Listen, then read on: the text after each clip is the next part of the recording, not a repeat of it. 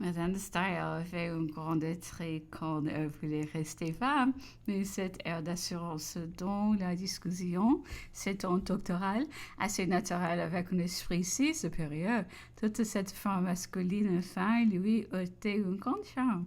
À mes yeux, et j'ai pensé en la voyant qu'il pouvait avoir inspiré aussi vif attachement dans sa vie. Il faut ou que les hommes étant souvent leur amour se vice de leur excessive vanité ou qu'elle a possédé ces rares qualités de cœur qui seules attirant l'affection et la conservant. Elle était foliée avec Madame Récamier. Elle était alors marquant de l'une sa supériorité sur tout son sexe.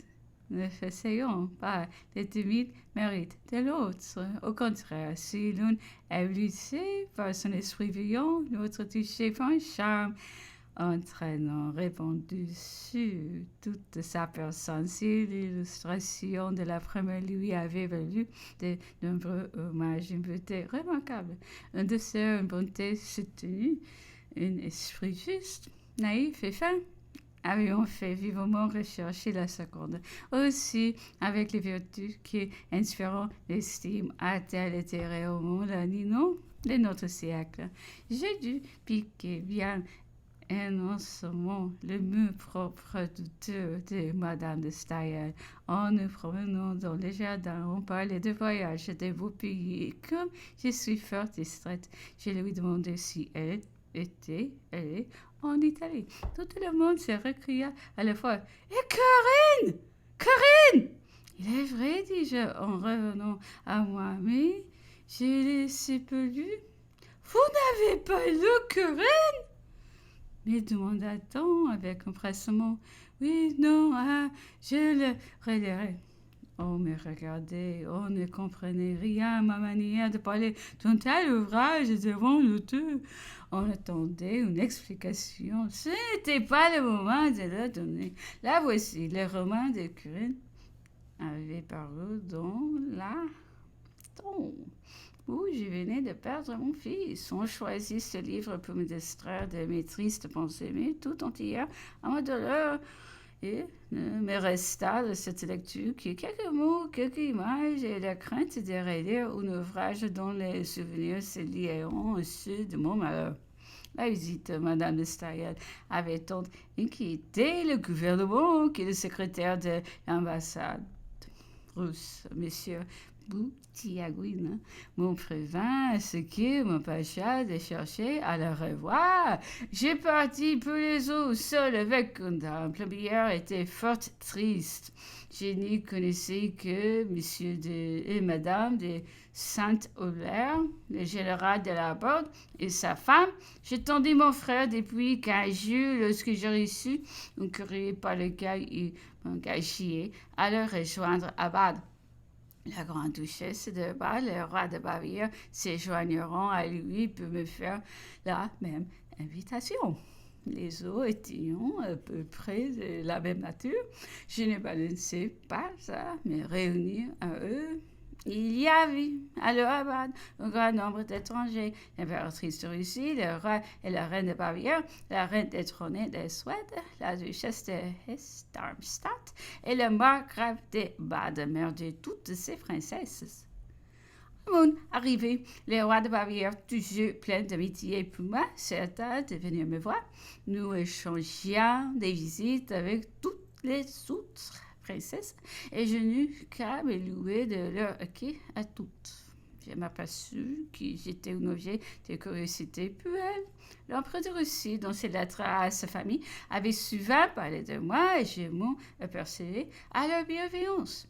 Et je n'eus qu'à me louer de leur empressement qui se montrait sous les formes d'un intérêt affectueux. L'impératrice de Russie me prit à dîner avec toutes les reines et princesses qui se trouvaient là.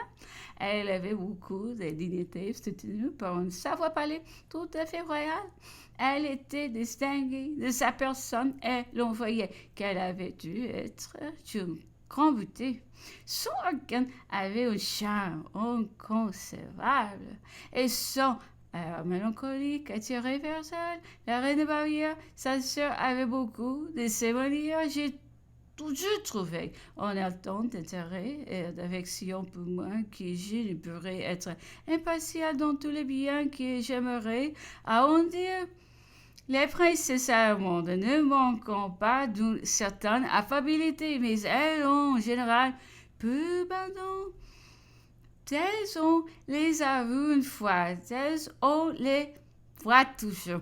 Les plupart ne songeons pas ici qu'un rang élevé a besoin de se faire pardonner, que la bienveillance est le premier charme d'un souverain, comme une bonté active en est le premier devoir. Habituellement, elles sont trop asservies aux règles de l'étiquette, elles sont toutes quelque chose de réservé, et même de solennel et indispensable dans un cœur où les mauvais temps gagnerait bientôt où société trop nombreux, mais l'intérieur de la vie exclut toute contrainte et doit admettre une aisance plus familière. J'ai reçu la visite de Madame de Coudeneuve, que je n'avais pas revue depuis mon voyage à Bath en 1809. Elle passait toutes ses journées à sécuriser les pauvres, à consoler les affligés. Sa fille partageait ses soins et toutes deux étaient bénies de tous les malheureux du pays. Je l'ai trouvé plus exalté en cœur qu'en 1809, toujours sensible et tendre dans sa religion, toute de mieux. Sa voix avait pris l'accent de l'enthousiasme, ses traits l'air d'inspiration. Il lui était facile de communiquer ses impressions parce qu'elle sentait vivement et sa persuasion parce qu'elle était convaincue. Il fallait même raison assez forte pour résister à l'attrait de merveilleux qui sa bonté rendait séduisant. Il la laissait se perdre seule au milieu des visions de son imagination égarée. Elle s'est mise à déplorer en termes touchants toutes mes pertes, celles d'un ami dévoué, celles d'une mère chérie, celles encore de ma haute position, et m'exhorta à supporter son murmure comme une preuve dont la récompense me tendait dans une meilleure vie. Elle touchait une corde sensible. J'ai pleuré en l'écoutant et elle me laissait larmes aux miennes.